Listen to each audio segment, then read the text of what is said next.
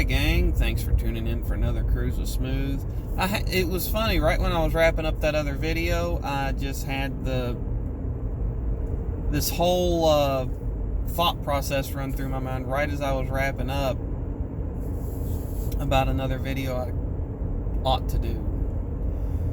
So anyway, before I get into it, don't forget to like, share, comment, subscribe, notification bell. If there's anything that you want to ask, put it in the comment section.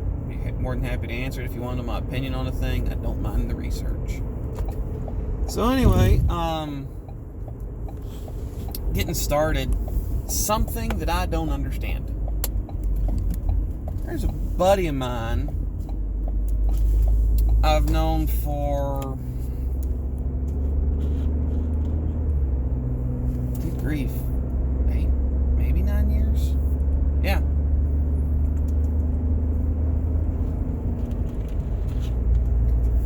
Unfortunately, due to differences in work schedule, I work day shift, he works night shift, he doesn't get as long of a weekend as I do.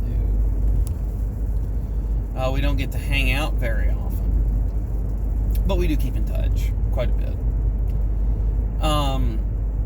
He and I got talking a few weeks ago about politics.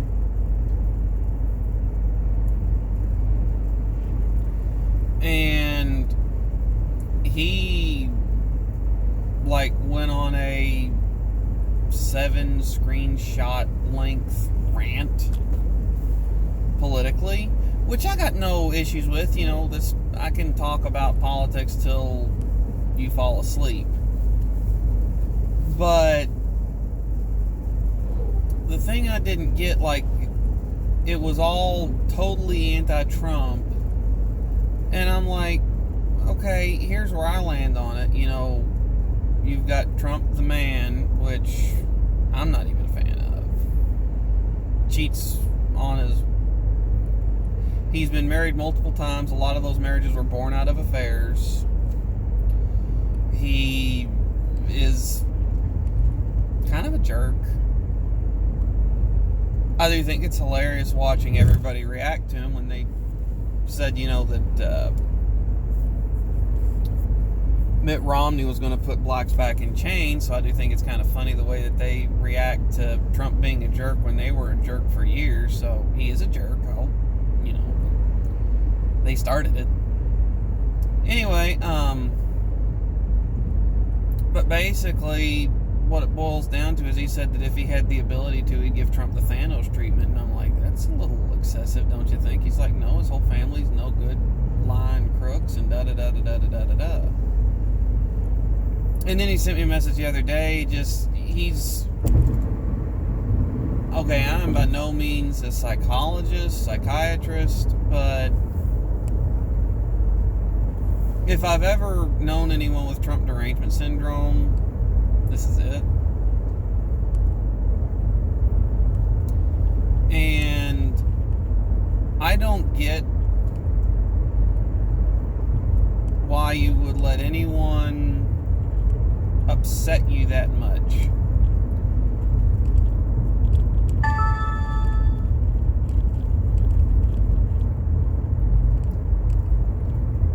I just don't. Okay, I didn't vote for Obama either time. There were several reasons that I was not a fan of the man. And believe it or not, I wasn't a fan of the man, politics aside, before his 2008 inauguration, or before his inauguration, first go round. Politics aside, I just didn't like him.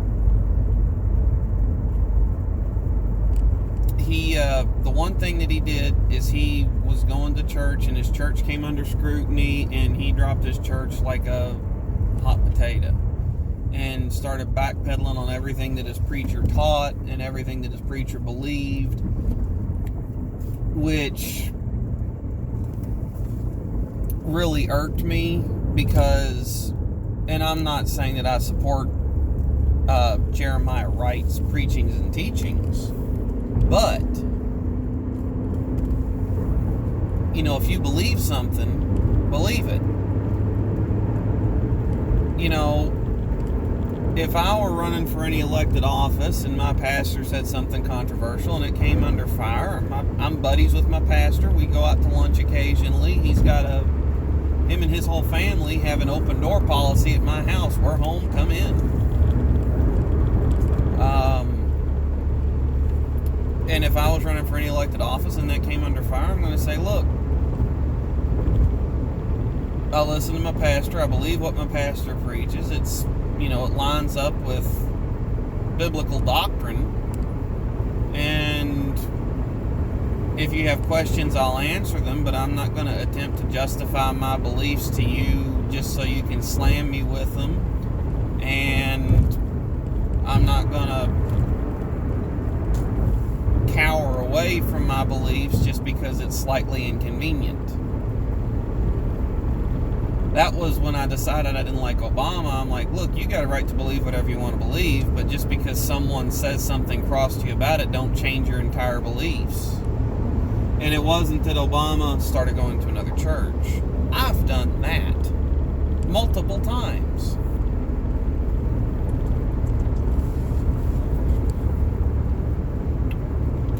Had a falling out with a senior pastor years ago, and the deacons at that church, other people, and I left. I had a falling out with another senior pastor. That was weird.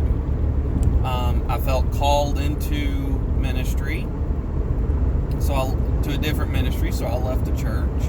And then finally, I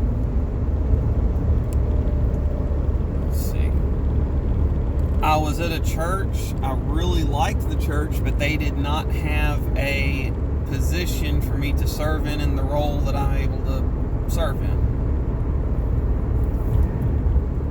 So I've moved churches quite a bit for someone who's not moved around as far as, like, I still live in the same area of the same state. Any of the churches that I've gone to wouldn't have a prohibitive drive to go to them. But the fact that he went from, you know, every day going to church to having quiet time on Sundays, I thought was spineless. That was the way that I looked at it, is that, look, if you're not going to stand up for your spiritual beliefs, and even if you say, look, I'm not the go-to guy to defend this stuff, I'm not the teacher, I'm the student, but I'm not going to back down, I'm not going to change what I believe because it is off-putting to you.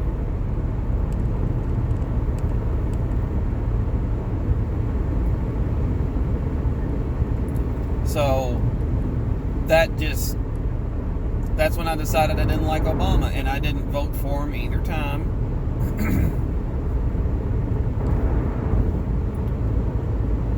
But I didn't let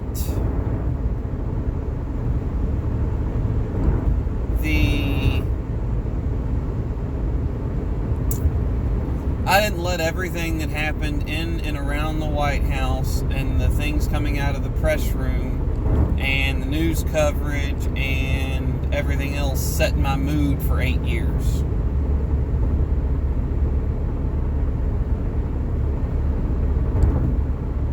Frankly, if that had happened, I would have been in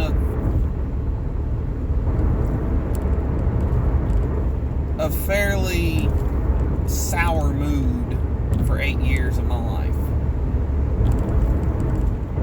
And frankly, with Trump, with his personality, if I let him set my mood, I'd be in a pretty lousy mood for however long he's got in office.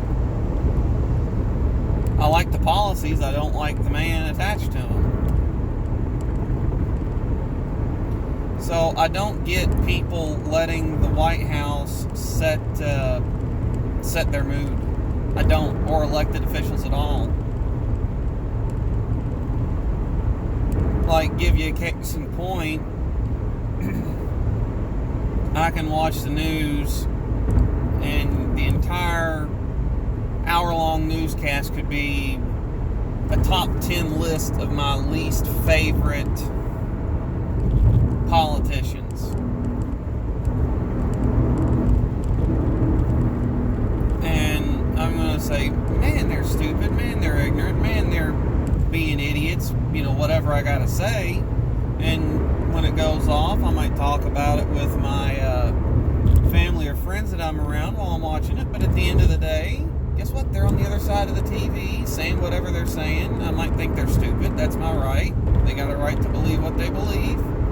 And I'm going to have dinner after that. So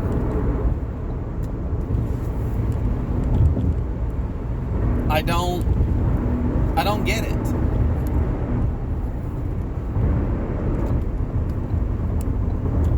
The only thing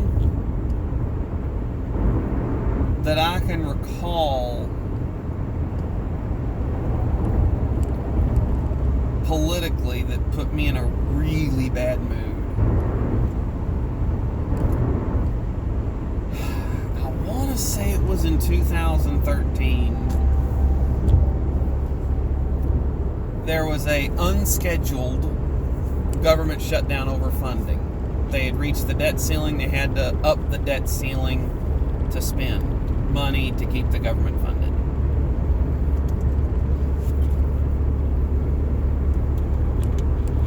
And I'm not going to get into the whole government employees aren't getting the paycheck, but they're going to be made whole later, and people might not get a Thanksgiving or Christmas. No. When the federal government shut down for, it was quite a while, actually. It was quite a while. In around 2013, there was the more and more things started closing down as a deal hadn't been reached. And one of the things that closed down were the national parks. Makes sense. National Park Service, federally funded. You got no money for rangers or workers. You're going to have to close them. I get it. Where it really irked me, and I might be butchering the details of this. There was a retired couple that had bought a historic site on the national parks.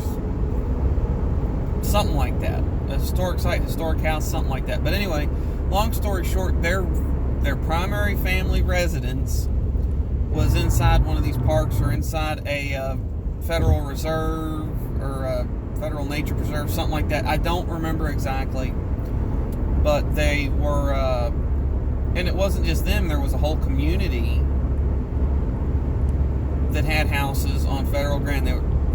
They were privately owned houses surrounded by federal land, and it was almost like a gated community. I don't know how they did it. I don't remember all the details. I might try to look that up and put it in the description. I might not. I'm lazy.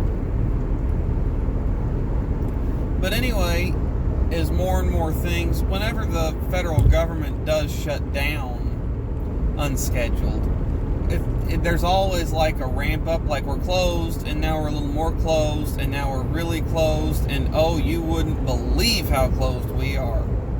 I don't believe it.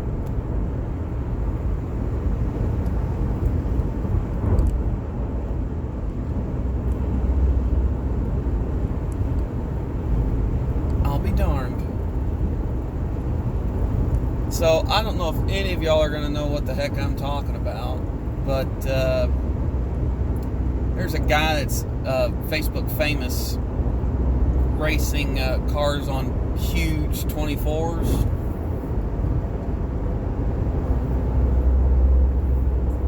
And I think I might have just passed him on the interstate. I don't know, I think. He's got two cars sitting on like 24-inch rims.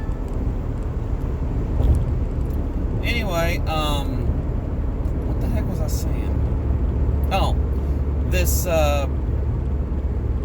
retired couple, due to whatever the deal was between the where they were living and the National Park Service, they weren't able to go to their house.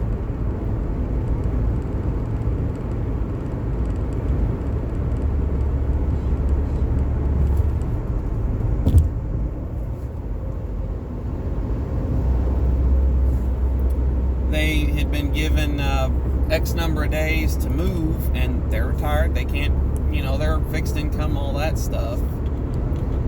So I don't get it. I don't get it. But it was what I was getting at. I remember now.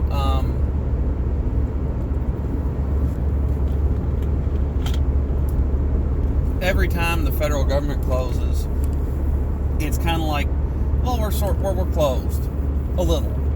We're closed a little more, and it just gradually keeps going as more and more things close down. And I think part of it, I don't know. I think part of it is the money heading to these federal organizations is kind of already in the pipeline, so certain